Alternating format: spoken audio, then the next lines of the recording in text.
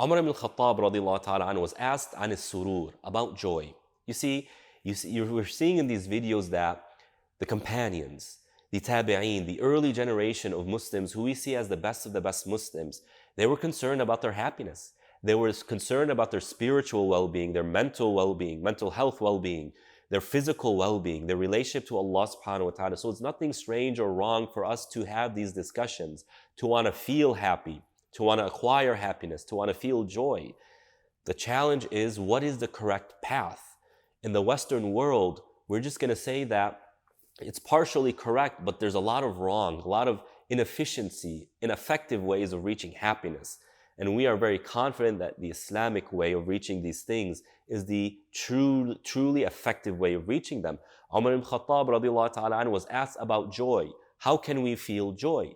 How do you, Umar radiallahu ta'ala anhu, how did you used to feel joy? And he said, Sayri fi sabilillah. He said, first, I like to go out for the sake of Allah. Second, وَوَضِعَ جَبْهَتِي لِلَّهِ. Placing my forehead on the ground, doing sujood for the sake of Allah subhanahu wa ta'ala. Third, مُجَالَسَتِي أَقْوَامًا يَنْتَقُونَ أَطَايِبَ الْحَدِيثِ كَمَا يَنْتَقُونَ أَطَايِبَ الثِّمَارِ أو الثَّمَرِ. He said, third, I like to sit with people who carefully choose good conversations. They like to have good, healthy conversations, just like people go and pick fruits that are the best, that are ripe, that are fresh. Here are three things that Umar radiallahu ta'ala an would do to feel joy. The first, doing that which is in the sake of Allah, going out there for the sake of Allah. This means serving the greater cause, serving the ummah, serving the cause of La ilaha illallah, serving the sunnah of the Prophet alayhi salatu wasalam. He says, part of my joy is being in the service of others. Research shows this, dear brothers and sisters. When we do for others, it brings us a sense of satisfaction, pride, joy, identity that consumerism completely and utterly is lost in comparison to. So we need to make part of our lives out there in the community, serving the community, serving other people, serving the greater cause. We cannot continue to live this lifestyle of, if I have time, then I'll go and do something for other people.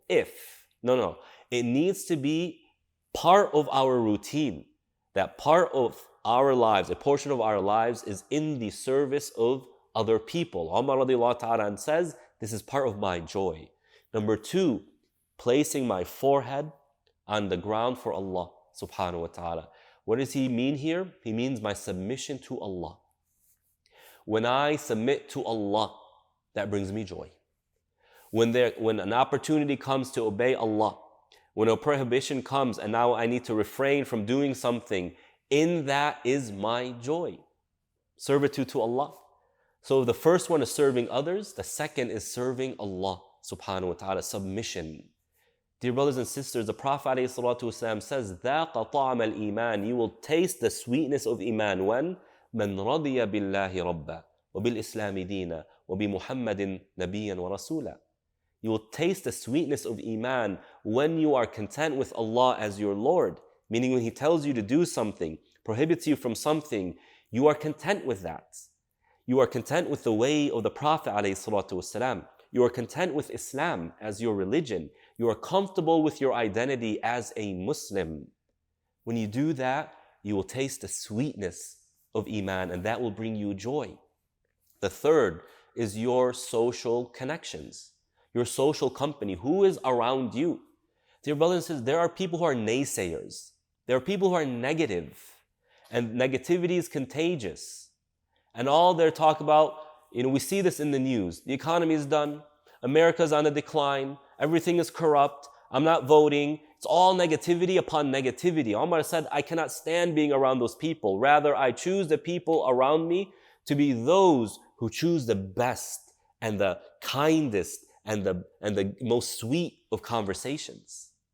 They are the ones who, when you sit around them, whatever the circumstances, they find the positive in it.